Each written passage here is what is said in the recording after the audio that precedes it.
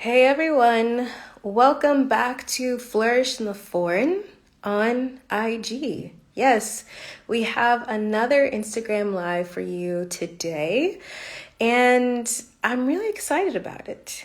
I am, by the way, Christine Job, the host and creator of Flourish in the Foreign, the podcast, which is a weekly personal narrative podcast that elevates and affirms the voices and stories of Black women living and thriving abroad. If you have not checked out the podcast, you should. You really should. It is a fantastic podcast that has showcased so far so many interesting stories of Black women living all over the world and how they do it, having different careers and everything like that.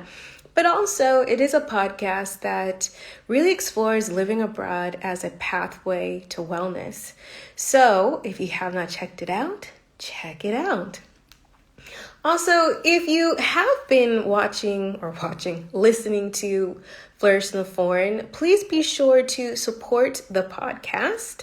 There are so many different ways for you to support the podcast.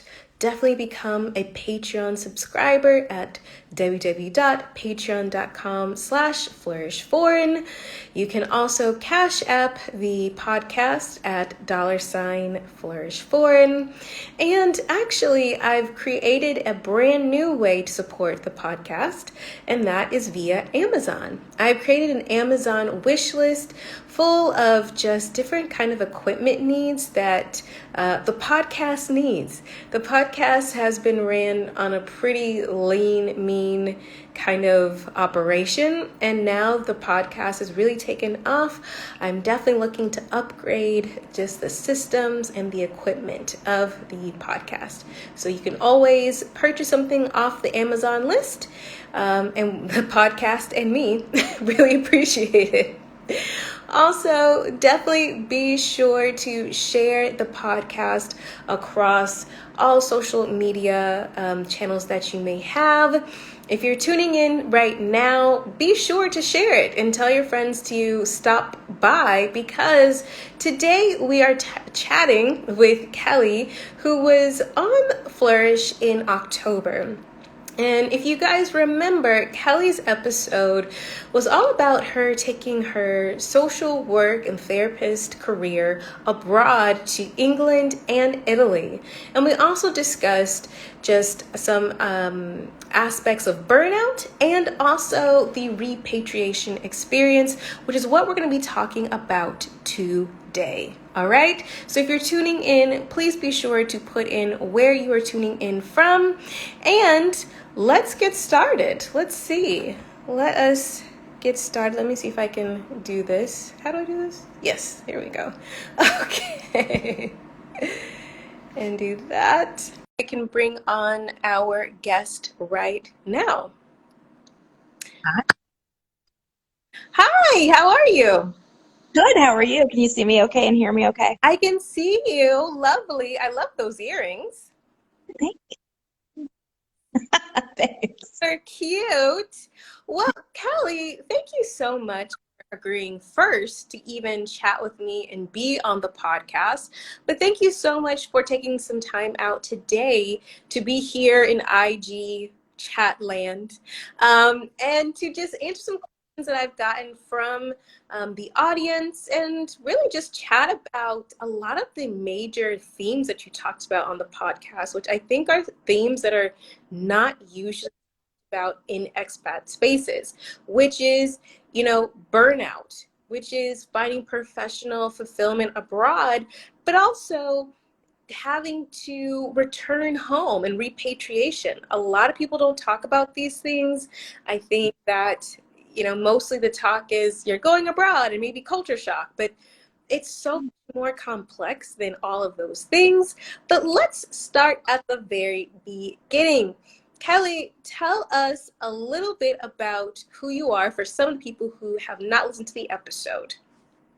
Okay. So, hi, everybody. I am a therapist, and so my specialty was working with like trauma, and then I did a lot of like in the sexual violence field. And then a couple years into my career, I started specializing in burnout. Yes, and I think, Kelley and I met, I think, what was it, maybe August or July of this year? Yeah. Yeah. Oops. Make sure I'm blinding you guys with my sun being back here. It's bright in DC today. I'm like, it's coming through the shades and blinding me. So I don't want to blind the audience. Continue. I'm sorry, Christine. We met. She told me what she did. I was like, I needed you like 10 years ago. For those of you that may not know, have not listened to my episode on the podcast, I am from Atlanta and I went to law school and I really experienced severe depression, anxiety, and what I did not know was burnout. Basically, from when I graduated from law school up until I decided to move to Spain. In hindsight, now I can give the language of burnout, but at Yeah. it was just like, I need to get out of this environment and I hope this works, but I need to get out of this environment. At the time, I just thought like, I need to get out of this societal timeline and assumptions of who I need to be. I need to breathe. And I didn't realize that what I was also going on there was burnout and just pressure. And so I know from your podcast, and I forgot to mention, Kelley has her own podcast, everyone. Check it out. It's super duper informative.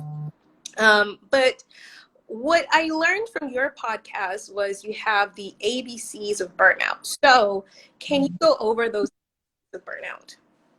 Yeah, sure. So yeah, first of all, I want to also honor the fact that I think part of the reason why I got into specializing in burnout is because I needed me 10 years ago too when I burned out of my career as a direct practice therapist. And I was like, what is this thing that's happening to me? And I thought it was like societal pressure, like you and a couple other things.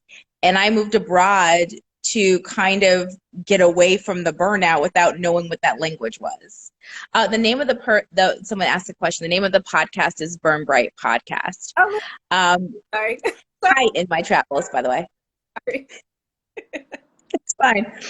So, in the ABCs of burnout, just for everyone, I tell people that there's some kind of foundational concepts that I believe if you have under your belt and understand and live, you won't burn out. And so I use the ABCs, and the A stands for authenticity, because I really do believe that burnout is really a betrayal of ourselves, that when we are not true to who we are, it accelerates the burnout process. And I know in my personal experience with burnout that every time I was not true to myself in small ways, we're not even talking like huge ways, right? Just small ways I wasn't true to myself. It was like a tiny cut. And it was like that phrase, death by 1,000 cuts. So I teach people how really grounding into what your purpose is and what lights you up is key to preventing burnout. And then I talk about the B and the ABCs is being boundaried and brave. And so part of that is obviously when we get burned out, it's because we take on too much on our plates, right? We're doing all the things. We say yes to everyone. And so that helps to have some solid boundaries. And then it takes a lot of courage or bravery to enforce them with ourselves and then with people who we've kind of like we care about or maybe intimidated by that have been pushing against them, that have been asking us to do more or be more than we can be or feel comfortable being.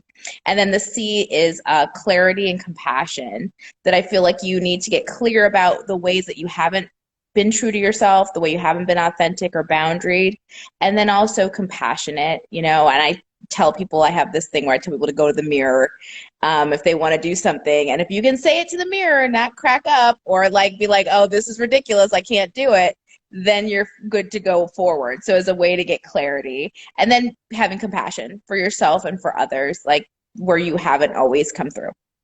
I love that. And I think that what's so interesting is that your ABCs of burnout, in my opinion, really are so complementary with the going abroad experience. Because in my mind, getting that authenticity, being in a space in which other people's projections of who you are not consistent. You get to just be whoever you want to be, obviously within like legalities. Don't just be going and but also with the B and boundaries, sometimes being in a different time zone and physically apart creating those boundaries is easier to just be like, nope, this is how it is. And, you know, Yeah. you can't like come to my house and tell me in my face, like you can't do that. And then I think, you know, with the C, the clarity, I always tell people it's so interesting. What people first feel in like the culture shock and the contrast, I'm like, lean into that, because usually that contrast is really trying to show you what you really like and what you really want. And kind of it sifts out kind of just the natural assumptions you have taken on from your previous like home country. When you're like, well, that's not how we do those things. But then having to sit with it, you're like, well, maybe I do like that. And maybe it does work. Maybe I just didn't ever know I could have a pint of beer for breakfast. And now that's my thing. It's not my thing. I'm like, that's too early. I can't do that. Like, I will never wake up if that happens. But also, like you said, because really to thrive abroad, you have to show yourself some compassion, because if you don't know a language, if you don't understand what is going on culturally, like, I don't know, why do we have these many festivals? I don't know what's going on. Yes. You're not going to make it. And I find that so interesting. I'm wondering if you could talk more about, as you said, you know, you needed yourself 10 years ago. Can you talk about kind of how you went from burnout and how living abroad was kind of part of your wellness to getting on the other side? Yeah, living abroad was a huge part of my wellness journey. And I think what you capture really well is sometimes we need space to make changes in our lives, whatever those changes are. And I feel like we don't get that a lot. And if you live in like a major city, that's one thing, that space is precious, first of all, and physical concept. But then in mental space, and just like there's so many demands and needs. And so for me, going abroad was a huge part of reclaiming that space and having the time to think about what mattered to me. I knew I always wanted to live abroad. Like that was never, I didn't know it would be part of a healing journey, but I knew I wanted to do it. And so for me with burnout, I had not realized, like I had undiagnosed burnout for about maybe 5 years before I went abroad, and I just didn't know what that was. And when I got to England, that was the first place I went when I was overseas and lived. Just the ability to like walk to a market and take a breath and just think. And I brought a journal with me, and I would write a lot about what mattered to me and who I wanted to be and what qualities I needed and all the ways I maybe wasn't true to that person, right? All of that was a part of the journey. And I think going abroad gave me that. And then, like you said, when I came to Italy, a part of the journey then became the culture shock, right? Because I didn't have as much culture shock. If you guys heard the episode, my mom's from England. So I had grown up kind of going back and forth on, vacations. But Italy was like the real going abroad experience with you. Like, why is there a festival every week down in the piazza? Like, what are we doing, people, partying till 2 a.m. with our children's on the balcony? Like, why aren't y'all in bed? I got to go to work. And getting used to that and the language change and the frustrations of that, in truth, right? It was a frustrating experience in the beginning. There was so much growth beyond that because it really pushed my boundaries, that pushed me to think about the ways that I maybe had some biases that I wasn't addressing and what I needed, right? Like I need things a certain way. I'm type A in recovery, I call myself. And letting go of that, and how that being so type A and needing things so rigid had accelerated my own burnout because I wasn't really letting go and going with the flow. And then I moved to this culture where everyone's like, going with the flow is how we do. So you're going to have to join, lady, or you're going to, die of a heart attack because we are not rushing for you. And so it was very much an eye-opening experience, but really accelerated, I think, the healing journey for me. Definitely. I mean, I think you said before when we chatted, but you're a Capricorn as well? Are you a Capricorn? So Yeah. type A's and just being like thrown into, Mediterranean culture where they're just like, we'll get to it when we get to it. It's just like, Really. Legitimately, we'll get to it when we get to it. In Italy, they have domani, which means tomorrow. That means never. That means next month, yeah. next year. when I feel like it, like never. It's a whole nother culture. It's amazing, and it teaches you so much about yourself. But I want to pause, and I want to give the audience a chance to, participate, come and interact with us. So comments or in the question box where you are tuning in from. If you're abroad, where are you living? Where are you from? If you're not abroad, where do you want to go? And also put in there any questions that you have for Kelley. What questions do you have about burnout? What questions do you have about living abroad in England or Italy? What questions do you have about taking your career abroad, specifically in social work and being a therapist abroad? What questions do you have about the repat experience and coming back home? Let us know in the comments below, and we'll get to that. But I have a lot more things I want to discuss with you. Okay. And I want to talk about next something you've also mentioned on your podcast, which was toxic hustle culture, which I feel like being American just feels like culture until you leave and you realize there are cultures in which there is no quote unquote hustle or grind. And it does not mean that the people are lazy or non-ambitious. It's just a different set of values and priorities. And I know for me, that has been very shocking because it's strange, right? You come from a culture that is kind of killing you. This toxic hustle culture is killing you, but then you're thrown into a different culture in which it's so different that it's easy to place like value judgments, like, why aren't you like this? And it's like, really, there's a different way to live life and to have work. And in these kind of cultures, there's no like work-life balance term. So people just like, I just live my life. Like this is what it can speak to toxic hustle culture. Yeah, so it's that belief, like I really do believe in America, people live to work. And they may not mean to be that way. If you talk to them and have a conversation, they don't think that's the case.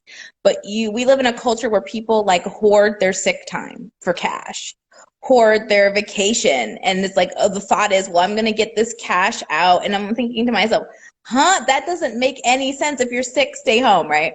And then we also live in a work culture where people they have this expectation that you, depending on what your profession is, that you are just going to be on the clock, that you are going to take the weekend emails, that you are going to push yourself to work more.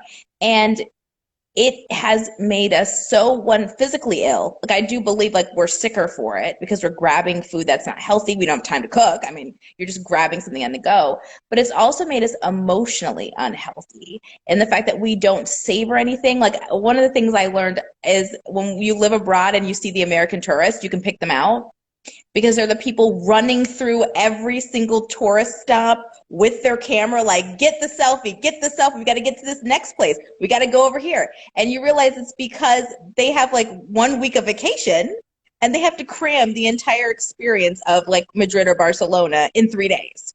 And I remember being that person in a way, and what that takes away from you, the ability to like be in the moment. Like, I don't think Americans are really good at that because we're either planning for the future or thinking about the past. And the need to make money is such a thing in American culture. Like in these other cultures, our salaries aren't as high if you compare them, but everything else is cheaper. So you can live, like you can eat quality food. There's a priority. And in America, it's like, I need to get the best money, get a retirement package, get a side hustle on top of it. I mean, full disclosure, I have a side hustle too. But like I have to have 3 jobs and be doing a thing. And to shift to a culture where, particularly in Italy, even though England was much better than America was, I found, but Italy really captures it, where they're like, work is over. We're going to the piazza. We're going to get a glass, we're going to get spritz, and we're going to decompress and talk about just the weather for 15 minutes and then our lives for an hour, 2 hours. And I'm thinking, you guys don't have anything to do? Like, I kept thinking like you have to have something to do. And they're like, living is what we're doing. And that was the thing that really hit me. It's like, oh, they're living. I was running around like a crazy person being like, I got to do another thing. And they were busy just savoring being with each other, having communication, talking, which we don't do. And I feel like that's the kind of toxic hustle culture we're in, where we got to have a thing, we got to be making money, we've got to be impressing people. And that I think Europeans get that that's not a quality of life.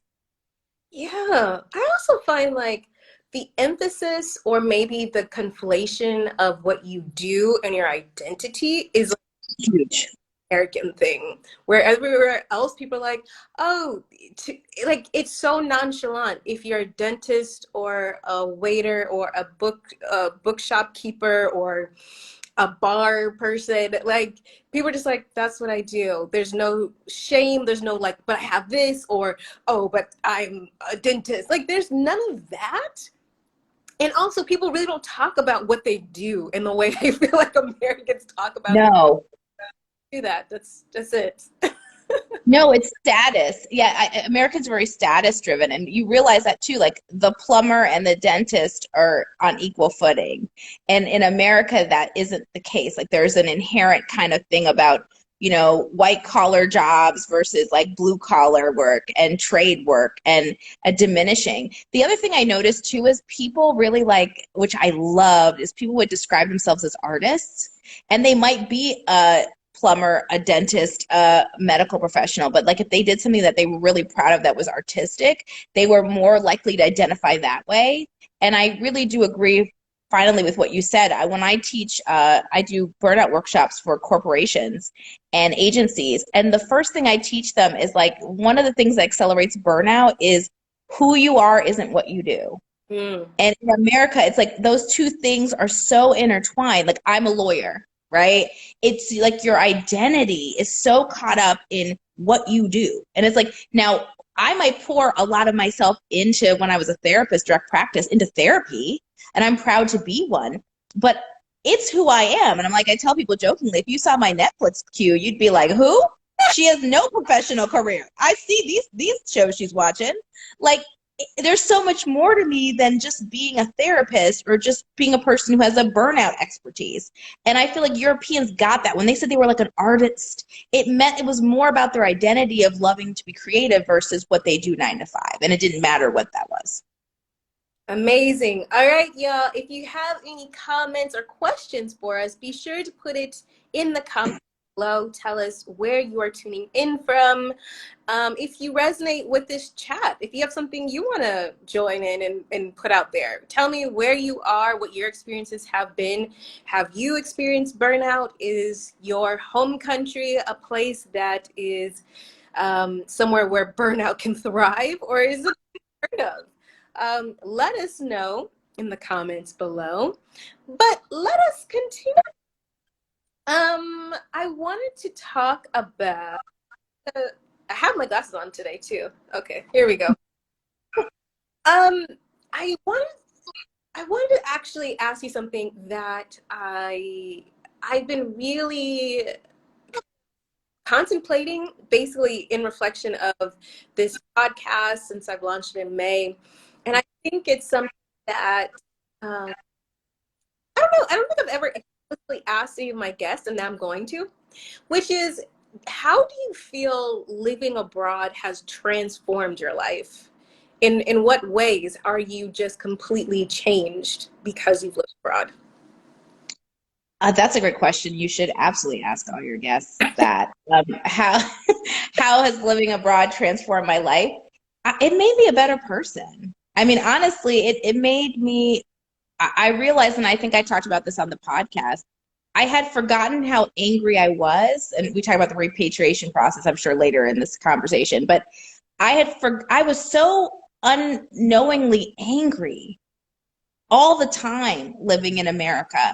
And I couldn't pinpoint like what it was per se, but I just was like, I carried a weight with me. And when I lived in Europe, the weight lifted. And because of that, I was able to do the work on myself that was stopping me from doing. So I was able to reflect, take walks. Like when I talk to people about what did you do on, a Saturday afternoon, it would be like, I would get my journal, I would walk to the market, and I would pick a certain bench, and I would like write in my journal a thought, and it would be like these thoughts about what I wanted to do, where I was maybe not fulfilling that, what my dreams were for myself. And that was something I didn't have a chance to do. And so that part of me of being so like radically committed to self-improvement and self-care was really cemented in Europe. And I think the second thing that Europe did for me is it gave me more patience, because I wasn't a patient person. And by no means am I like super patient now, but I'm better than I was.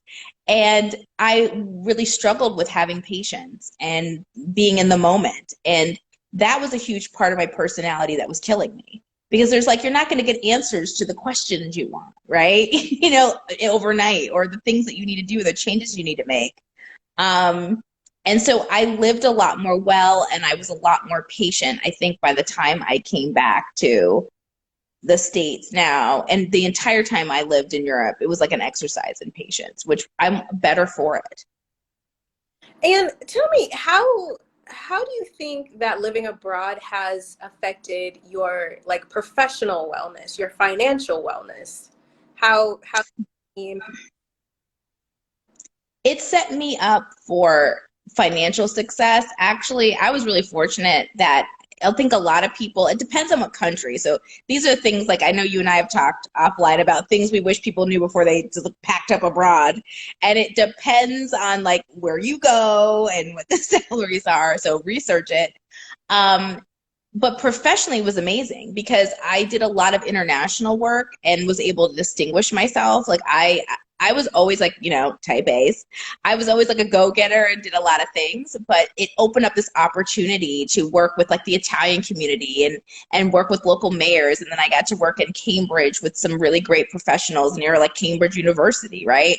So professionally, it was a huge thing for me. And it helped me, like now I have, for better or for worse, I have a director. I'm a director now.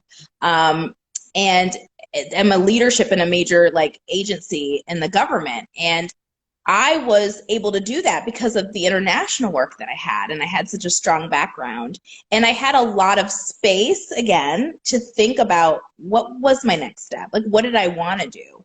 And before in America, I was just taking any old, like, I was jumping from job to job from burnout. I was like, oh, I can't do this no more. What's on the resume? What's in Indeed.com? Let me jump to that. And internationally, I had the space to think, what do I actually want to do? What am I suited to? And get skills and certifications without the like stress of figuring out like the immediate next move. So it was a huge boon for me professionally. Like I've done the best I've ever been professionally in my life, thanks to my international experience. Wow. All right. So, excuse me. Let us go. Go whizzing by. We have Dara Moore saying, "This is great. Yay! Tell me, where are you tuning in from?" Michael White 15 tuning in from Puerto Rico.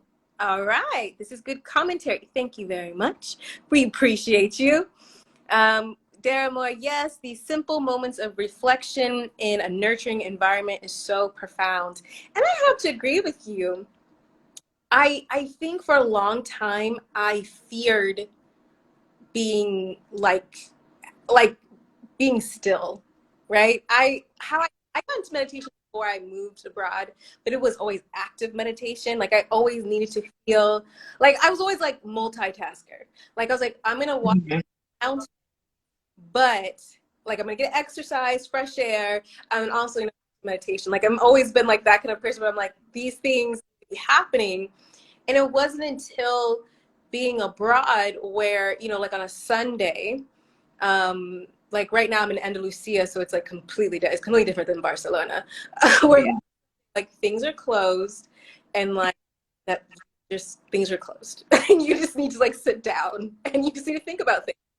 I have never had that experience before, and it was okay. It was okay to be having a slower pace. And then I recognized that having the space and a slower space actually made me get to where I wanted to go much faster.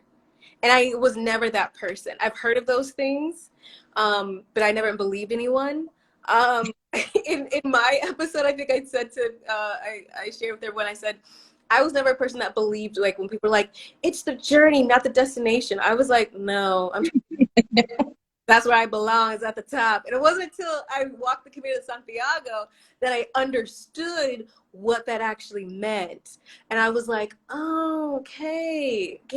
And it changes your life in such a profound way in which you really get to intentionally and consciously cultivate your life. You're not on autopilot, which I think is so beautiful. It's jarring at first because you're like, everything is different and I'm being forced to make decisions on things that I've never had to make a decision on before. But it creates space for you to really ponder. And I just don't think like contemplation is like American value. I just don't think No, no. it is not. I don't think it is. I don't think it's rewarded. And I agree. Somebody is saying that the shift really does change your life. I can't read the whole comment, so maybe you can catch it. But the that was one of the things. America does not reward contemplation and daydreaming. And I do believe that there's a healthy way to daydream about your life. And one of the things that I was always at odds with in my experience as a kid, and I don't remember if I said this on the podcast, is I'm a dreamer. I'm really kind of a person who from a young age would like journal and write and think of like poems and did all these things, but also this really practical side to me. And it just wasn't rewarded. Like, it's like, girl, get it together. Like, you're going to have to like put that on the side, enjoy that in your own time. And the absence of like reflection and contemplation and meditation, like what it does for your life is it's such a healing, and like it expands your life. And I think what happens is you end up living this really narrow life that's like this big of like what success is, what happiness is. And you don't actually get a chance to be like, well, does that work for me? No. Is that something I want for myself? And in Europe, when I could walk and when I could take breaks, and when I did actually start meditating more too in Europe, I never did before in the States. It was life changing. It was both life affirming and life changing. Because then it was like, okay, the thing that I had thought was authentic to me at like 10 that I repressed and was like ignoring, to be like Kelley, the gangster therapist who was like doing all the things, right? Like that person was the right person. Like that girl that I left behind was the right girl. Yes. And that was affirming for me. And then also at the same time was like, and this is like I can have both, and I can have a fuller life and a broader life, because all those parts of me need to exist and be brought forward. And in America, I feel like only certain parts, and even as a Black woman particularly, even smaller parts. Like I think as women we just get, it's narrower and narrower, and as Black people it's narrower, and we all have these definitions, even men too, that we have to live up to. And I just felt like Europe called me back to those parts of me that I left behind. Yes, let's get into that. I think I saw a couple of questions. Yes. Oh, Double T 0616 is coming in from Los Angeles. Hey, BK Duchess of Success is coming in from Dallas. Adelia, hey Adelia. We have Sheldon. Ife says that shift really does change your life. Yes, it does. Dara Moore says Black Americans abroad have so much to unpack around work and rest. And it's often not understood until we can be somewhere else for long enough to feel like it's okay to do so. Oh my goodness. Let's talk about that. Yes. Let's talk about work and rest. And I want to state specifically from a Black American woman's point of view, because that's how I identify. That's what the whole podcast is centered around. And it's so interesting, I will say, that there is so much fear that I hear from Black American women who want to go abroad to wherever. There's so much fear of failure or of racism or just it not working out and it being a waste of time home like your tail between your legs. And I'm like, sis, like literally out of anybody, I feel like in the world, we are actually super equipped to go abroad and to thrive. The conditions in which Black American women have continued to outperform everyone, Yes. so no one wants us to, educationally, entrepreneurially, everything. And the fact that we're still here, yep. I mean, you threw those two boulders at me, but here I am. Like, I'm like, sis, think about going outside of America. And it can be anywhere, because I've interviewed women who have found, peace in Rwanda, to Uganda, to Netherlands, to Australia. It's wherever it works for you. Like, imagine going to a place in which there is this space, and there's anti-Blackness everywhere. Yes. There's color. Everywhere. Yes. But being in a space in certain countries in which there isn't, systemic racism, and there definitely isn't American style racism in which you can do your thing. I'm like, and you can learn how to come back to yourself through rest, because I feel like the Black American woman is definitely the least rested person. Like, we don't, Yes. it's like, even if you're striving, I'll take me, for example. I was the first person in my family to ever go to law. I never felt like I could rest since I was in kindergarten. Like, I knew my mom's like, you're going to college. You're going to college.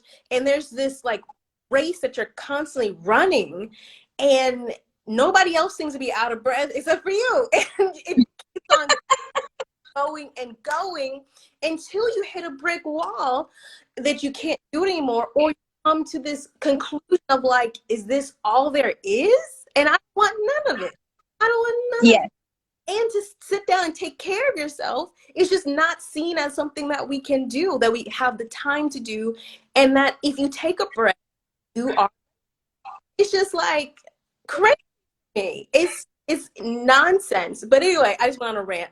But please, I would love your impressions, because it's something that is like, it drives me nuts that rest is so like demonized, especially for us. Yes. And part of it's like historically, like, so it was really interesting. Part of when you talk about there's so much to unpack there. First of all, I'm like so excited. I'm like so much in that. But first things first, when you talk about hitting a brick wall, to me, that's burnout, which I think Black women disproportionately have. I also believe, as Dara had said earlier, Dara Moore said that if you can survive America, you can thrive anywhere else. I do agree with that.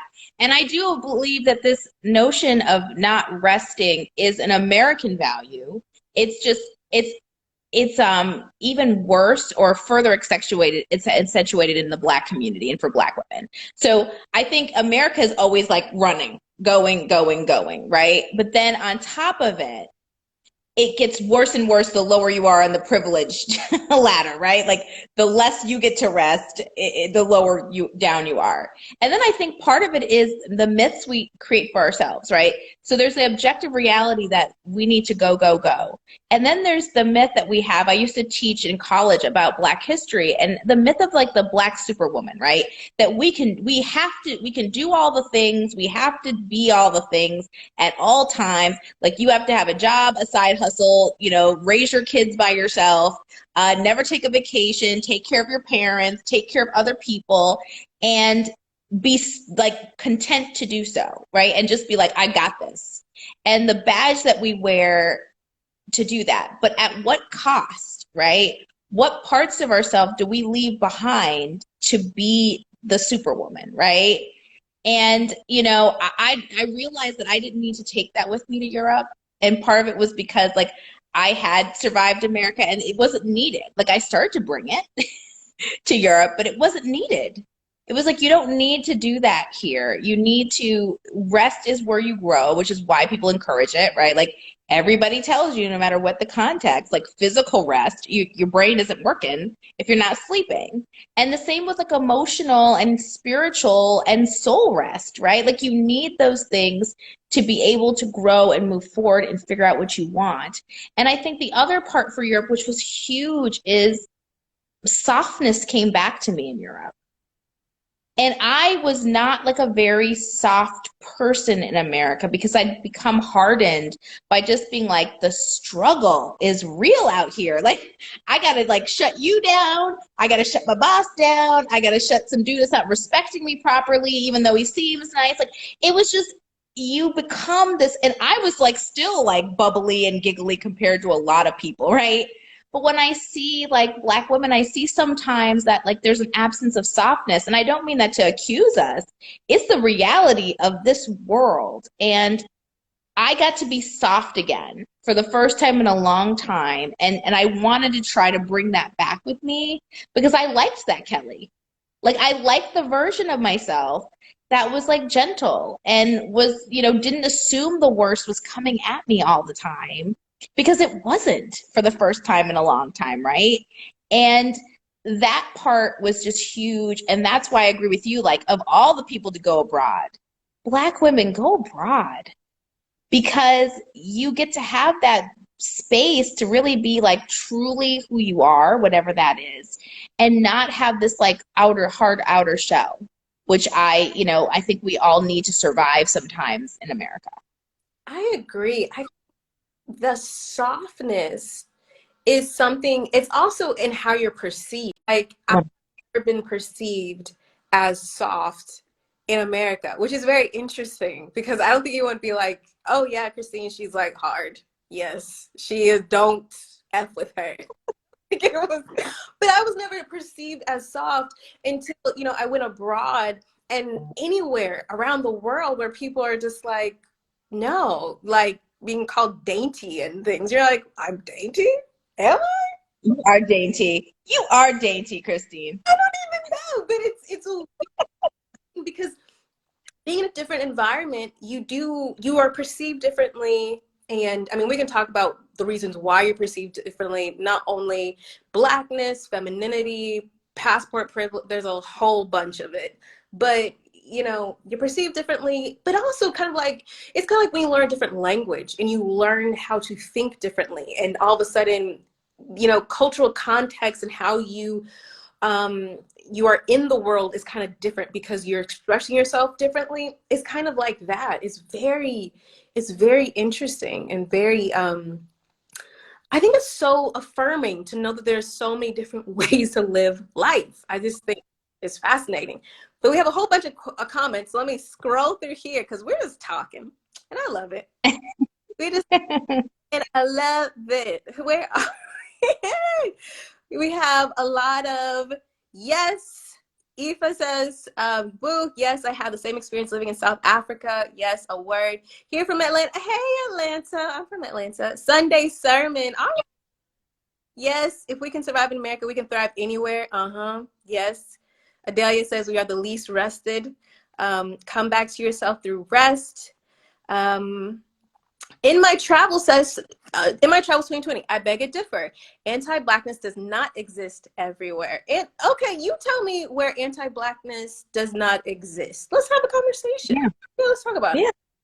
Sure. Adelia worked from the time I was 15. So when the opportunity presented itself, I took off a year at 42. Oh my goodness. Yes. In my travels 2020, you may encounter prejudice, but not the kind of systemic racism that exists in the States, which I agree. I agree. Like, oh, this is a whole, like, United States has a whole spicy flavor. It's original recipe. Yeah. Aoife says, rest is where you grow. Yes, softness. Everyone is like, yes, it's just the softness. In my travels 2020, softness blossomed for me tenfold when I lived in France. It's a very interesting thing. I feel like we could probably do a whole podcast on softness. And we really could. Actually ask my guests around softness. And however we really could. However they like define that. Because I think it's something that's been underlying for a lot of my guests is just a different way to be, whether it is how you're perceived or less burdens or what you're able to pursue and allow the softness has been very, very interesting. Dara says, to be somewhere and no one or nothing is coming for you. That's for real. Yes, with different language, spicy flavor. Yes, do it, please. Podcast on softness. Okay, I'm gonna do a podcast on softness.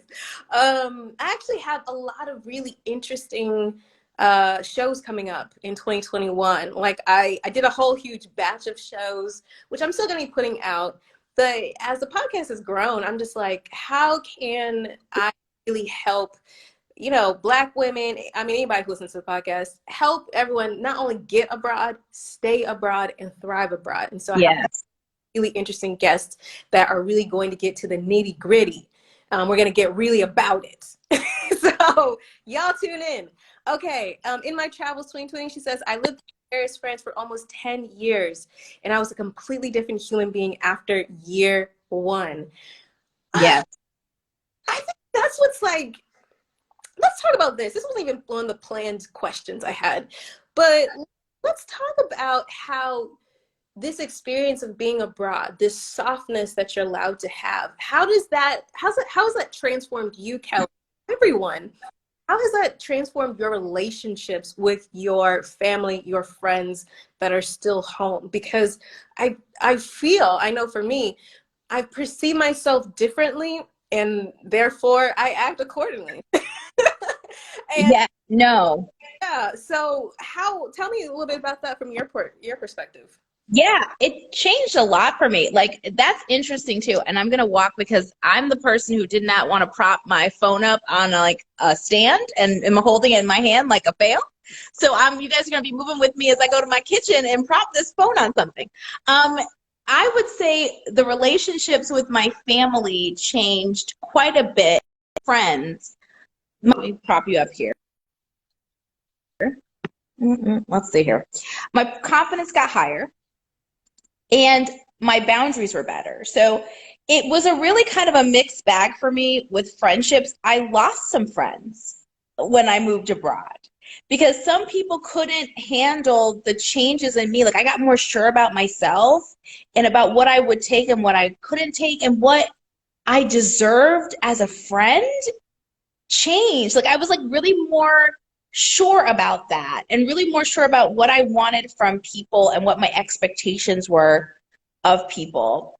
And yet other friendships blossomed and got strengthened because I had friends come visit me and they were like, girl, we get to sleep on your couch and we get to see Italy. Like, this is it. Like, I'm coming.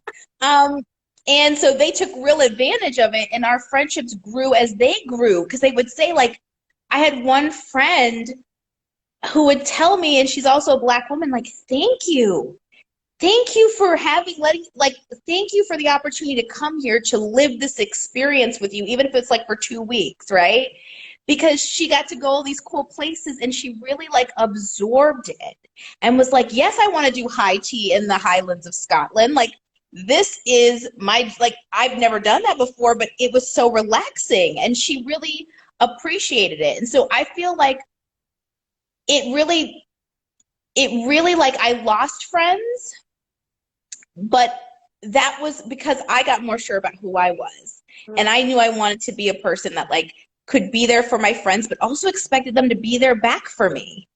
Right. And they weren't, that wasn't always the case. Like, I was the one that was like, you can come to me for everything and anything, and I will do all the things. And then that changed, and it really disrupted some of my relationships. And the same went for some of my family. Like, my parents missed me, and, my people missed me, but they also were just like, there's like for friends and family, like, how do I say this? There's like I don't want to say jealousy because it sounds, but there is a level of jealousy of the bravery that it takes to make it on your own and to be happy, like to really be happy with your life.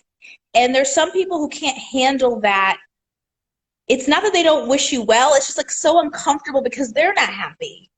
And they don't want to be next to somebody who's like, I'm living my best life. And by the way, I'm going over here. And even though you don't brag about it, you're just saying like your travels. And to them, it's like, girl, I don't want to hear one more thing about one more place you went when I'm on the struggle bus. And I used to live on the struggle bus with them riding shotgun. So like, I couldn't judge them for it, but it showed up. And what made me sad is I wanted to tell them, like, this can be yours. Maybe it's not living in Italy, and maybe it's not living in England. Maybe it's even living where you are, but this happiness can be yours if you let it. You just have to be really aggressive, not with each other, but aggressive about finding your joy and finding your happiness and holding on to it. And I feel like that's something that I learned that made or broke my friendships and relationships. Yes. Yes, you have to be aggressive, because when you're abroad, it's you, and you have to consciously and intentionally like a participant in your life, because all of these assumptions, they don't work for you, because you're like, I'm a foreigner, so I don't understand what's happening here, and I need to understand what makes me happy. And now I'm in a position to actually pursue that in some way. And because you have not only the space, but you actually have like the push. Like, you could be abroad and unhappy, like, but you You could. sure could be. It's that aggressiveness. And I think people do have issues with it. I think people are like in disbelief, or they like, how dare you go be bold? And it's like, you can Yes. do. And it's, what's funny is, like, I feel like some people you encounter, like, some people are just expecting you for it to not work out or something like that. I still have people who, I'm on Instagram with Flourish and Foreign. I also have other Instagram that's like, I don't know, some people follow me. I'm like, I don't know why. I don't ever post. I don't ever do anything.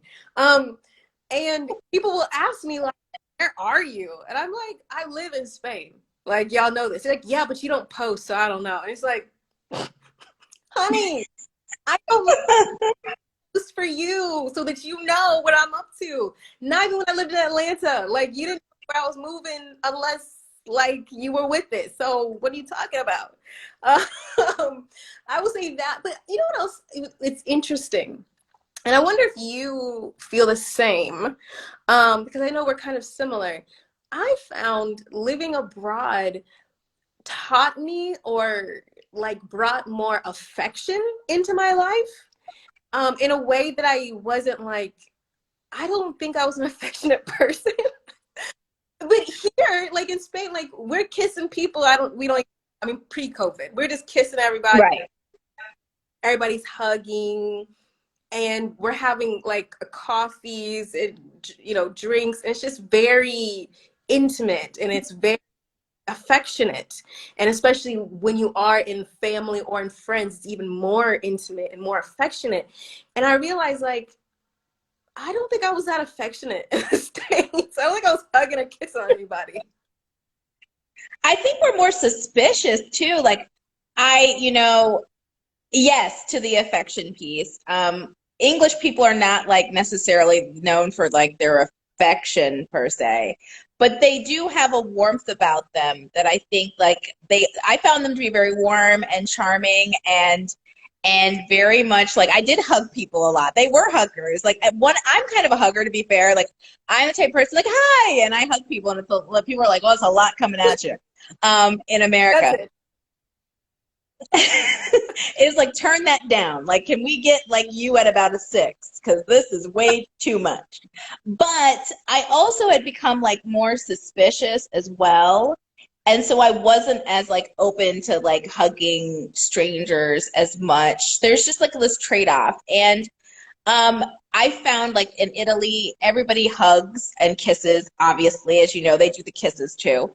And it was nice. The warmth, I think the warmth is very healing. I mean, just to be around people that are like, and then, you do like link arms when you went places, and you want to like that feeling that we tamp down. Like, I don't know if people have ever had the feeling where you're like with someone having a great conversation, you just want to reach across and hug them. Like, you just want to like, or touch their hand, or just be like, you're like overwhelmed with this emotion that you want to have this physical connection. And it's not sexual. It's just like, I just want to like hug you right now. In Europe, you just do it. Like in America, I'd forgotten that feeling. I really was much better at it because I really was like an affectionate person.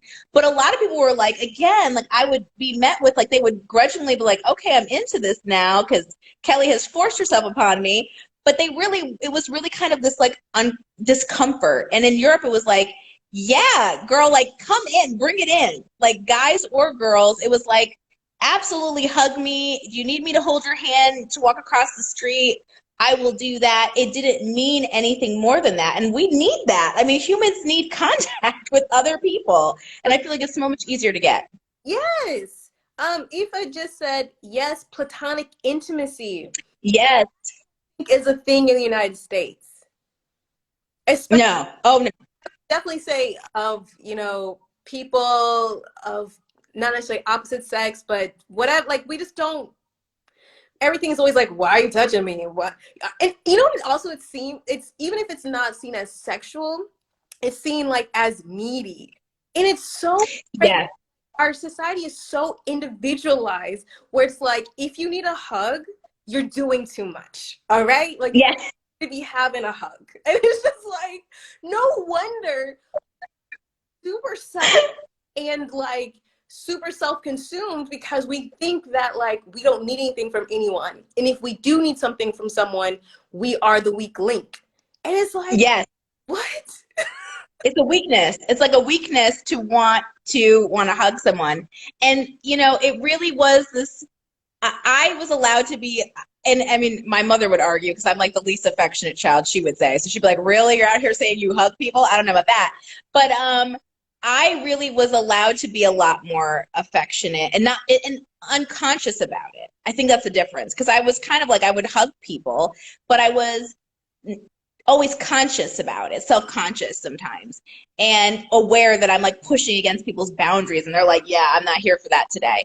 And in Europe, it was like not even a thought. And that was really healing for me too, because I mean, it was just great to be around people that were just like, this is how we are. Like, this is not anything more or less. You're not needy.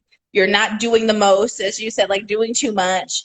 This is just how this is how humans who like each other connect. Like, guess what? They hug. And it's like, yes, that is how humans connect. Who knew? Like, That that is the thing. I'm go over some of these comments. If you guys have any questions, obviously drop them down below. Let's see. Dara says, I appreciate these combos. Thank you for holding space. That's what this is all about. This is all about yes to the stay abroad part. Morgan, hey Morgan. She says, yes, hi T. Morgan was on the show a couple of weeks ago. She is based in Uganda, if you haven't heard oh, nice. the episode. Boundaries. Adelia says, the bravery to be happy, nailed it. Oh my goodness. Brings up a lot of feelings. In my travels 2020, I came back to visit, and even the director of diversity at my university was blown away just by me walking across campus. He said, I noticed that you seem to glide across campus. No more running. Wow. Oh my goodness. Yes. Yes. Affection. The range of human experience expands. So much mistrust. Yes. And who knew? All right. Oh, my little sister's here. Hey, Al. I think this is actually a good time. If no one has a question, I have a couple more questions. But also, since this is a podcast that's all about elevating and affirming the voices and stories of Black women, and a lot of the women I interview also are entrepreneurs and business owners. And I know a bunch of you guys who are in this chat have businesses. And, it is, what is this called? Black Friday weekend? I don't know. You guys, I want you guys to put in the comments, what is your business or a link? Let us support each other. Okay? Because I know Morgan has business and has 2 kids that are super cute that I'm actually going to be sending to a couple of my friends stateside, all about, kids and traveling. I know Adelia has a business. You have everybody has a business. Let's just go ahead and put it in the comment section and, support each other. All right. Like, let us patronize each other. Yes. Let us continue. BK Duchess of Success says, going back to systemic racism, I do believe there are forms of isms everywhere you go. Tribalism, that is a big one. Very true. gender, etc. I think the USA is amplified. However, remember, it was the European powers, Great Britain, Portugal, Spain, Netherlands, that fostered and created colonialism and imperialism. I think that's really important to mention, right? Because Great. yes, there is colorism. There is tribalism. I mean, a lot of people have experienced not necessarily anti-blackness, but anti-you ain't really from where I'm from. You know, like I've interviewed several guests that have gone and lived on the continent of Africa in many different countries, and in these countries, which we all know are, man-made constructs. These countries are Yes. real, right? This is a land that was carved up into this colonial thing, in which tribes that don't even hang out like that were forced to be together and were Yes. things like that. Sometimes Black Americans say will go back, or maybe anyone from that go back to that and be like expecting, like, hello, let Yes. my brothers and my sisters, because I will say in America, like, we all Black, like we're Black. Right. And then they call you white girl. Like, I'll never forget. Hi, Monique, by the way. She just popped in. I'll never forget, like, I wanted to go to Africa. I've been planning a trip. And this didn't stop me from going, but people came up to me like, I just want to warn you. And at this time, I wasn't wearing my hair natural, which is frightful today. I apologize to everyone on the chat. But I had my hair straightened and it was long. And they were like, I just want to let you know, this might be awkward, but they're going to call you a white girl because they're going to associate you with Americanism, Europeanism. Your hair is long. You do not necessarily look like them as well. My mother is mixed with some other stuff. And they're just going to call you white girl. And I remember being like, my people are going to call me a white girl? Like, I remember that moment of like, that's a learning moment for me. And they were really trying to explain to me what you just said, that there's a lot of cultural difference between being African American and African, and you will feel that if you go there. That you're not even the first person called white girl on the and whatever the languages, they'll be like, oh yeah, that's you, and you're like, wait, no, that's a white dude. Oh, that's you. And I think that is so important to understand. Yes. In Morgan's episode, because she lived in Guinea and Uganda, she really broke down like how many cultures and languages and tribes are just yes a relatively small country, right? And there's layers. I think someone just said that there's layers. Yes, there's layers too. Yes. So, I don't know. I think it's so interesting because I think almost I'll say in Americanism, where we want instant gratification and we just want, like, I'm going to move, accept me and love me. And I also think it's an act of taking. Now, some people kind of classify it as like, don't go to Africa as a Black American with like a colonial mindset, which I'm like, I don't think we can. So I'll be provocative. Like, I don't think we really can. But what I think it is that I think we just accept, or we expect to, as a people who have been wounded and deeply wounded, to just be like, all right, you're going to be the cure to all of my ails. Yes. Instead of being, want to be in community with you, because let's be real, there are many beautiful communities in the United States, but our collective identity is not one of like a communal existence. It really is individual. Right. And as we go abroad, I think what's really important for us to be like, what am I bringing to a community? Yes. Heal me, fix me. Right. Right. This isn't Wakanda. And that's the thing too, like there's this very like self-absorbed, and I mean, I get it. Like I felt it too. There's this very self-absorbed belief system that like when we're going to get there, it's going to be like a mixture of like the beginning of coming to America and, Black Panther. And it's like, okay, that's not Africa, first of all. And I can't, when I mean, I'm not going to go there today. I don't want to lose people. I love the movie Black Panther, but I was like, if anybody thinks Africa is Wakanda, we have so much to unpack because there's so much nuance to the African experience that, like, you are a foreigner. Like, this is not your homeland per se. This is an ancestry. Your ancestors may have come through one of these countries, maybe not even the country you landed on.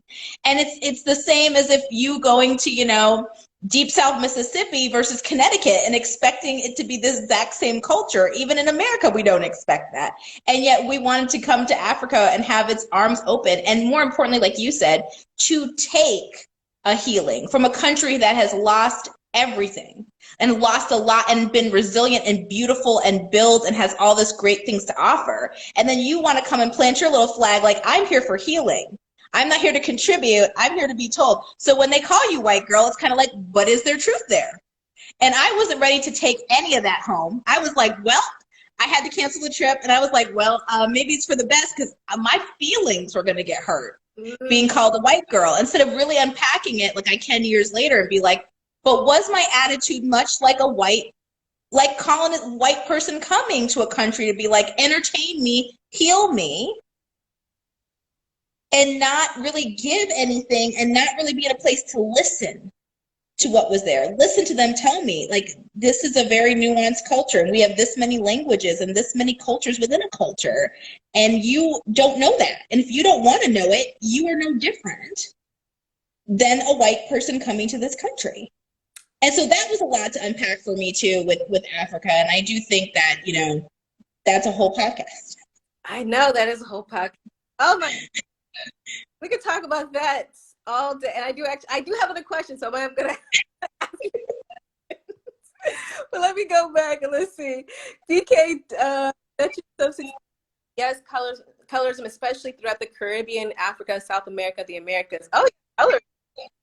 You know, there's Black people everywhere, but people act real funny. They act real funny. Too Black. Says that is real, 100%.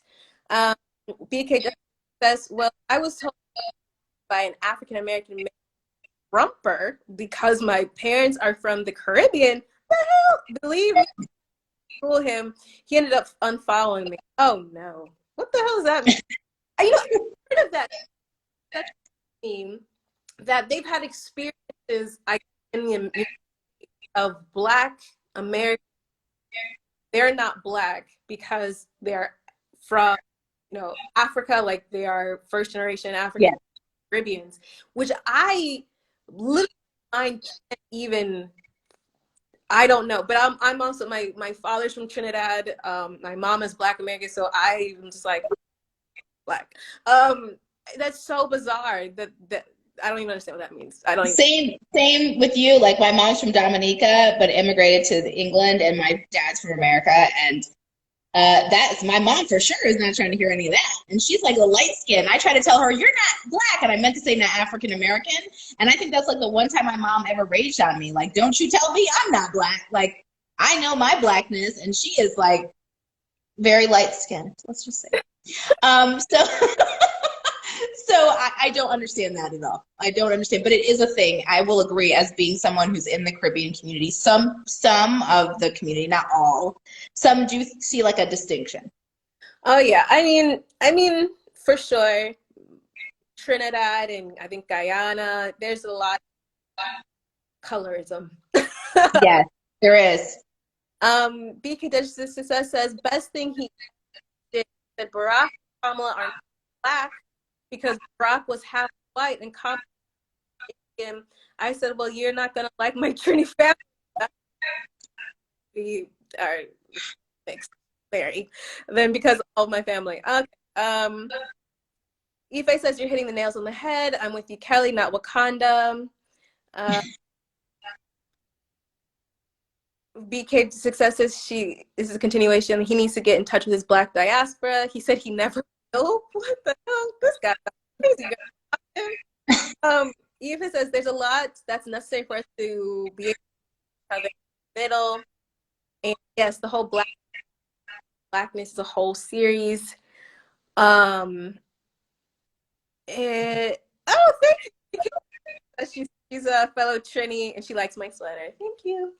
Um, let's talk about vacation, because that is something a lot of people do not talk about. Sometimes people have scheduled repatriation, sometimes it's unscheduled. I mean, I think this year there was a lot of unscheduled repatriation for one reason or another. Maybe it was work. Some people got together. Oh, y'all gotta go home. So let's talk about your experience with it and how you dealt with it.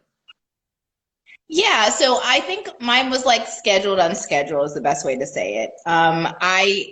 I had kind of circled in the back of my mind. I told my family that I was going to come back in 5 years. I kept telling my parents, keep it together because they are sickly. And I was like, don't get sick. I got 5 years to live my best life. You don't cramp my style, mom and dad. And they got like super sick 3 years into me being abroad and like near death. Both of them almost died. And I was like, okay, this is a wake up call. I need to start getting ready to come back. So it was scheduled, unscheduled, I guess is the best way to say it. But I was able to like thoughtfully come back. It wasn't an abrupt, like rip the carpet from underneath me. But it was still really hard. Like I tell people that, you know, Europe in a lot of ways will be the love of my life. It won't matter if I, you know, find a partner after this, get married, like that won't matter. I do think living abroad is my true love. Like it's something I've really enjoyed. And so it was heartbreaking to come back to the States.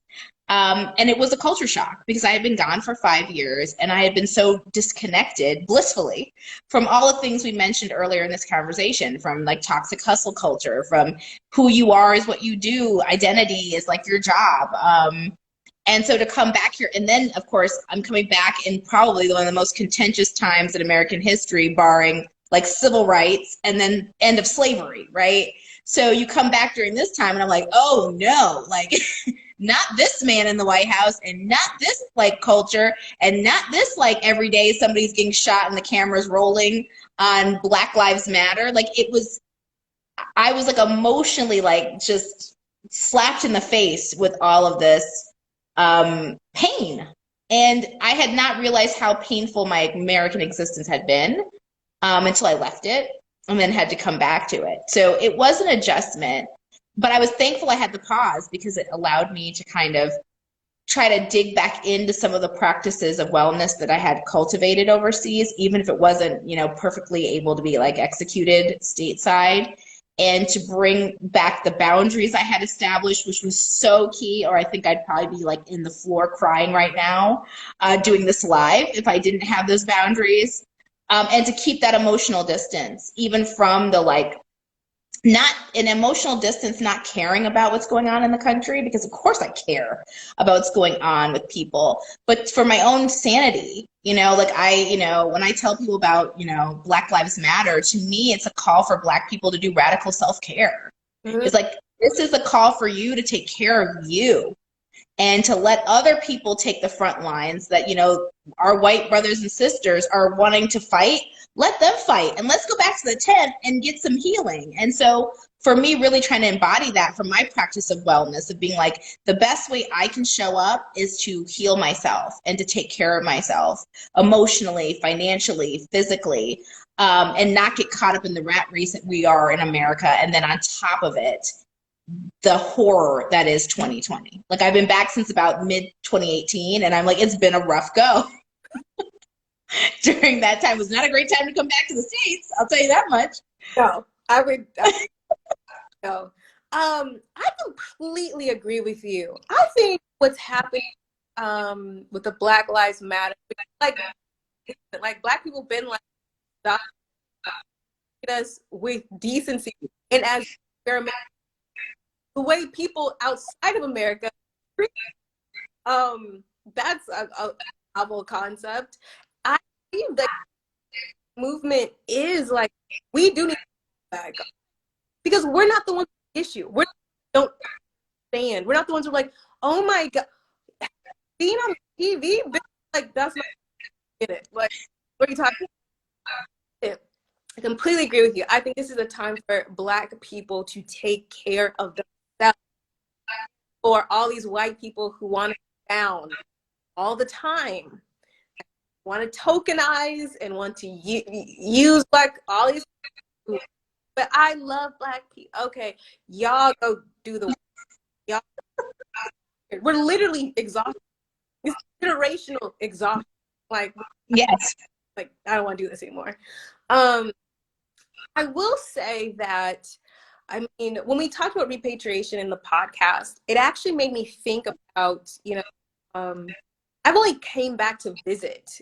And every time I visit, it is kind of like, wait, it's familiar, but it's also like, it's almost as if you're in a room that you're familiar with things like slightly things have been moved and you're like, I don't know, different. Um, so it's a little bit jarring that way. And I always get a rash. I don't know what it is I eat. I eat something, I end up getting a rash. And then when I leave, I don't have the rash. I don't know what that's about. No, food tastes different. The other thing that happened is when I would come to visit, food would taste different, and I'd be like, ugh, I can taste chemicals. Like I would tell people, and they'd be like, Kelley, stop being so bougie. Could you stop it? Like, stop it. And I would like bite into something and be like, oh, I could taste the chemicals in this. And you, like, we eat healthy overseas. And I would have a similar, like, either physical reactions or emotional. And there is like this distance that happens, that when you come to visit, you're like, oh, this was great. Happy to be getting on that plane, heading back to wherever I live. Oh, yeah. It's true. Like, I agree with you. I didn't have a rash, but I had like a lot of stomach upset. I'm lactose intolerant, and it's severely reduced in Europe. Yeah, it's very bizarre because I've been vegan plant-based for many, many years. And it was like, I don't feel like I was eating something completely different in Europe, but whenever I go back to the States, I always get a rash. And I'm like, so I try to eat, which isn't helpful. No. I also think it's interesting that, a lot of people don't recognize that American news and politics are like global. So people are really well aware of what's happening. And so they think that we're different. It's like, no, we know because, anyone from, the street bird, the newspaper man, if he knows you're American, he's going to be like, hey, you're, let me tell you what's happening. Like, what's going on? Yes. And you're just like, I just wanted my newspaper. That's all I wanted. And what's interesting is like, I feel like even if we can disconnect and create some space, I feel like, at least for me, I know what's going on. That when I come back to the States, people are so desensitized because I think it's all in their face because of like the 24-hour news cycle, because of just the ridiculousness that happened. People just like, oh, really? And you're just like, yeah, your hair's on fire. Do you wanna do something? Or they're like, kind of warm, so it's okay. And it's like, oh, okay. It's very strange. It is strange. I think, well, again, that goes back to how, like, in American culture, we disconnect to survive. I mean, it's a survival mechanism, right? Like, it is so, and it's not a healthy, like, I've learned how to emotionally distance versus disconnect. And that is very different. In America, people are just completely numbed out. Like, they're desensitized, like you said, because it's to survive. Like, yeah, my hair's on fire, but I have no way to put it out. So we're going to pretend it's because it keeps me warm, and we're going to keep it moving. And I don't want to hear you like talk at me about this because I got to live it. And that's something that was really unique too, is like when you're living it, it makes you have these reactions, whether they're really overly emotional or the exact opposite, which is so desensitized. And yeah, I did keep up with the news in America, like exactly like you said. Like if you watch, particularly BBC, if you watch the world news, like which was in English, very easy to keep up with. I knew what was going on in America. I never lost touch with it, but I also didn't feel the need to have like everyday, all day updates like in America, where like you have to know every second what the headline is. I was like, well, once a day is enough. Like, I'm good. Like, I'll come back to this tomorrow. I got to go live and not absorb the negativity. And I think that's something that was also a plus being overseas. Yeah, this past election, people were very concerned. Like I wasn't going to vote because I was posting about politics. And I was just like, I have already sent in my absentee ballot. It's just like, I'm done with it. I've done what I need to do. I don't know what else you want me to do. it doesn't consume your life 24/7, right? Like you're not 24/7 glued to like TV trying to know every 2 seconds what the latest horror show moment is. And that's the thing too, like somebody just put in the chat that the whole thing is a trauma response, which I agree as the therapist. Like it's all trauma. Like we are traumatized folks and we just keep re-traumatizing ourselves by being addicted to this negativity and the news cycle, which feeds, and to be fair, what makes the headlines is what is bad, not what is good per se. And so I also wasn't caught up in 2016 with the election. I went to bed. I was like, yeah, it's probably going to be Trump. And went to bed and was like, that's kind of life, and woke up fine. And I'm not minimizing people who are crying. I get it. I'm not I get it. But like I could have that distance because I wasn't a part of it. I wasn't staying up all night, like Googling, trying to figure out like every second of what was happening. And I do think being back in the States, that's just like the culture. It's like be in the know all the time to the point where you just, you numb out, but you got to know every 2 seconds what's happening. Yeah, and I think it's so interesting. I think especially as, Black American women who, as we talked about before, we're kind of trained to be these super women who take on everything. We're supposed to save a country that doesn't want to save itself, and we're supposed to be bothered by all these things. It's like, what? Like, what are you talking about? Oops. Right. Why don't you take care of yourself? Why don't we take care of us? Yeah. So the thing I wanted to ask you, something that we actually talked about in this last episode of this podcast with Frank, also a therapist. We're talking about like traveler's guilt, survivor's guilt, expert guilt, the guilt that some of us feel when you are outside of your home country and you see your home country like burning. It's like, which really it just flared up this summer. Obviously, yes, broad doesn't mean like, oh well, that's what y'all got to deal with. Like, no, I have family, I have brothers. I'm worried, concerned, and plus, this is not normal. Like, this is normal to be happening in a civilized country, whatever that. Mm-hmm. I'm wondering if you could give your response to this kind of guilt, this expat guilt, survivor. Yeah. It is survivor's guilt. And I think it is like expat guilt is a form of survivor's guilt. And I really tell people, like, I do believe, like, when I say, like, all these movements are, like, the Black Lives Matter movement is a call for radical self-care versus, like, necessarily, I mean, you could do all the things you want to do with it, but I feel like that's what it really is about. It's like, I think about, like, Audre Lorde has this really famous quote about, for her, self-care isn't an act of it's not self-indulgence, it's an act of self-preservation and of political warfare. And so what I kind of ground back to is that quote from her, to being like, when I start to feel guilty, the best way I can show up for the people I love and for the ones, well, I'm back in the States now, but for the ones that were back during that time, because I was overseas in 2016 to 2018, is to be the best version of me. Like, you can't give what you don't have. And you need to be somewhere, you need to achieve something emotionally, whether it be financially. It's like, and the only way I can do that is if I'm okay. And then I can then, when the whole metaphor, the cliche about the oxygen mask, right? Put yours on first where you can take care of somebody else's. It's true. It's why we say it, because it's true. And the best way I knew how to cope with that guilt was to be like, I want to be the best version of myself for when I come back to being someone who could be present and a rock for the people in my life who need it, who are worn down, and my friends, but also so that I have something to give, because I would have nothing if I indulge in the guilt and that I need to be the addiction to the struggle. Like, if I'm not struggling, then who am I, or what am I, or I should feel bad about that. I knew I would just take down people with me, and I couldn't help anybody from that position. So I really tell people, like, when all else fails, like, be great, have a sense of gratitude, like, ground into your spirit of gratitude that you're glad that you're not a part of it, because then now you're in a unique position to help the people you care about and to love on them the way they need to be loved on, even though they may not want your hugs, as we talked about before. But they need your hugs when you go to visit, like, to love on them any way you can love on them and to support them from a full cup versus constantly being on E, like I feel like I probably was before.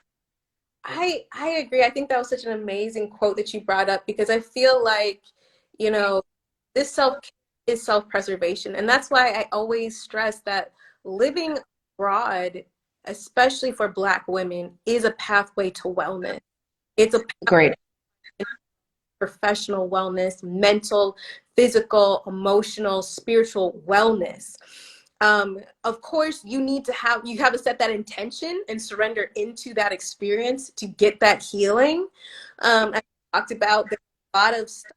We need to get soft. We need to be in a space of allowing receiving. But that's, I feel like, I guess that's why, I started this podcast in the first place, because our experience is just fun. And it's not just like, okay, here I am, and Dubai's cool, but it's a different thing. It's completely different. I'm gonna go over some some of these comments, and then I think we're gonna wrap it up because I've had you on for a while, and I appreciate you.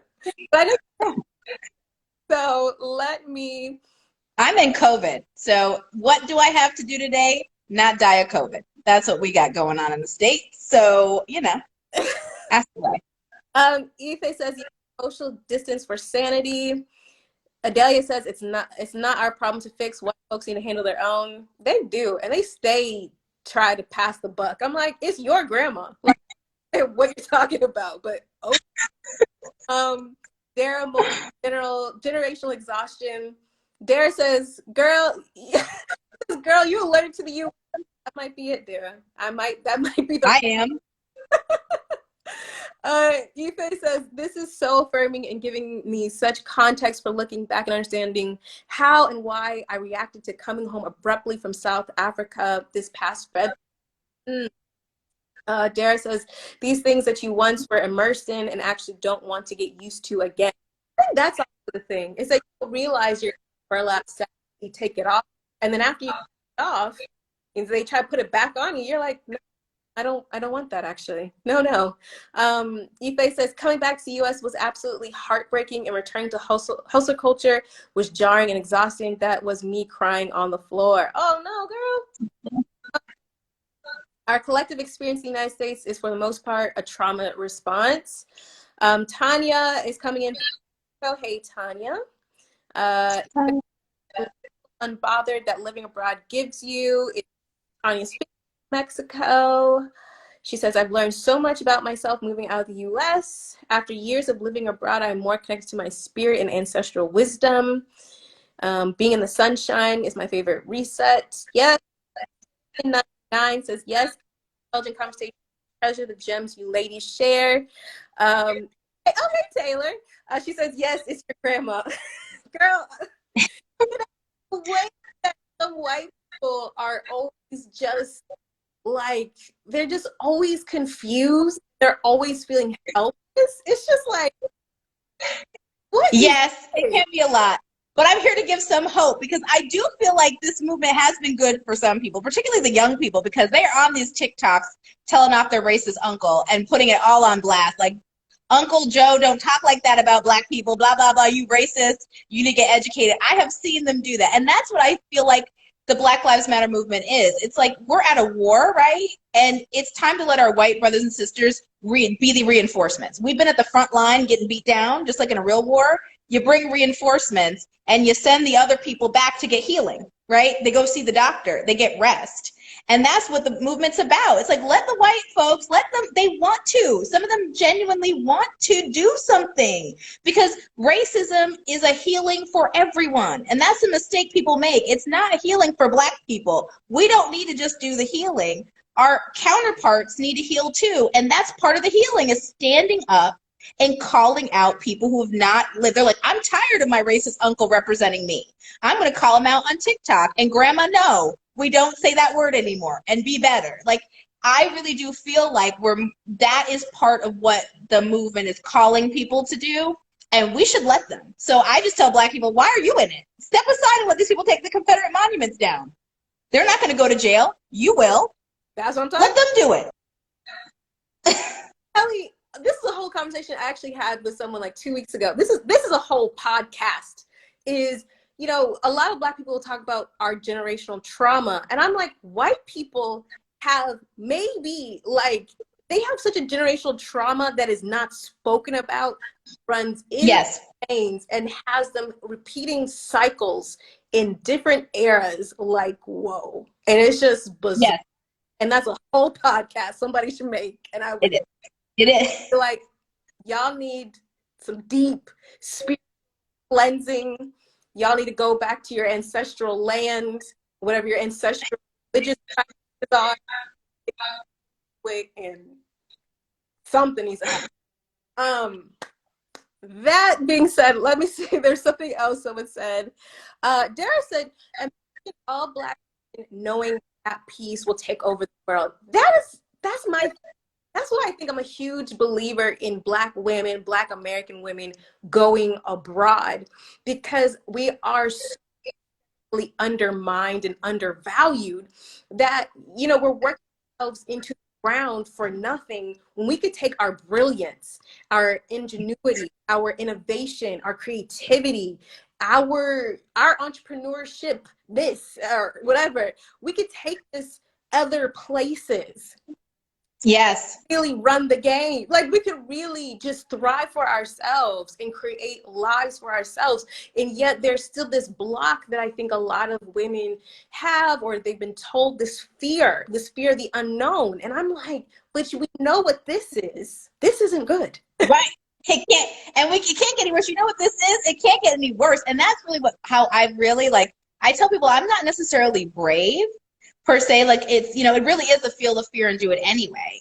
But it's like, you know what I know? I know what bad is. And I'm like, well, I can always come back to bad.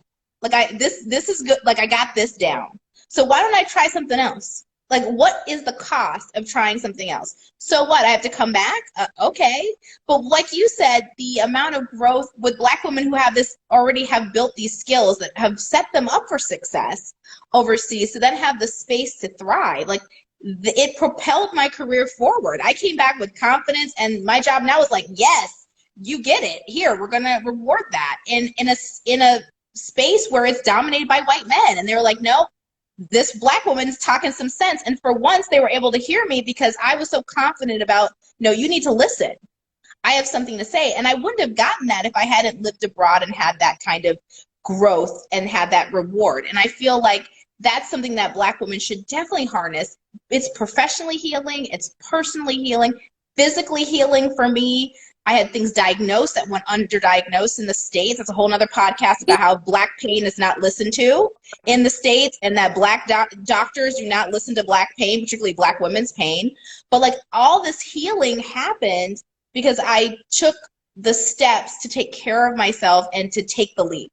And it wasn't that big of a leap because, what if, I don't want to quote somebody who we're all trying to forget after January, but what do you got to lose? What do you have to lose by going abroad is what I tell people. Really, you have nothing. If you are thoughtful about it, you can only have positive experiences. I love that. Kelley, this has been such a wonderful, wonderful conversation. We could probably do this every week because we have so much more to talk about. Everyone about your podcast and where they can find you. Also, you guys, if you really resonate with the talk about burnout, about just being your best self, Kelley has a whole program around that. So please tell us about. Yeah, so my podcast is called the Burn Bright Podcast, and it's on all the major platforms. And I basically talk about helping women specifically live happy, healthy lives without burnout. And I talk a lot about self-care, and I have a lot of guest people who have incidentally lived abroad. Most of them, like, I moved and I left behind my whole life to start this journey. And we talk about the bravery, what it takes to get them to kind of shore that up. And then I do like a group coaching program for women on burnout. I'm, like I said, I'm a licensed therapist, but I'm also certified in burnout and treating it. It's like a 6 weeks program called the Burn Bright Academy. So you can find that on my website, which is letsburnbright.com. I'll type it in the chat later in this live. And you can find me on Instagram on my little handle here, Let's Burn Bright. Yes, yes, yes. Thank you all so much. You guys have been such an engaged audience. I love it. Yes. Thank you guys so much. Be sure to listen to Flourish the Foreign podcast. A new episode every Monday-ish, because sometimes I get tired, so it comes in later. But about every If you haven't gone to the website, out www.flourishintheforeign.com. I have a beautiful website that I worked really hard. Go visit it. It is beautiful. It is beautiful. But also be sure that if you are loving Flourish in the Foreign, please support Flourish in the Foreign.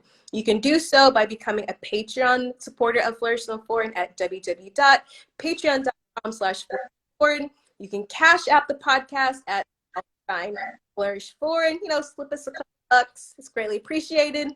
You can also purchase something off of our Amazon wish list that I can upgrade this podcast, maybe get a for these lives, so I'm not always like I am now, and all these other things. Obviously, please share the podcast. Share this talk. Once I post it in like 5 seconds, share it across all of your social media channels. Tell people why you like Flourish and Foreign, what you liked about this conversation. Be sure to subscribe to the podcast, leave you, because I love the reviews. They like make my whole heart smile. And yeah, that is how you can support. Go to www.flourishintheforeign.com/support. If you're interested in being a guest on the podcast, I have a whole list of people. So go to www.flourishintheforeign.com/contest, like little form, and I will get back to all January, because I'm going to start recording again in February, March, because I have a whole list of people. And there's only like 52 weeks in a year, and I have most of next year probably planned out. It's pretty crazy. I love it. It's amazing. Thank you. All right, that is for me. Yep, www.letsburnbright.com. We will chat with you soon. All right, bye everyone. Bye everyone.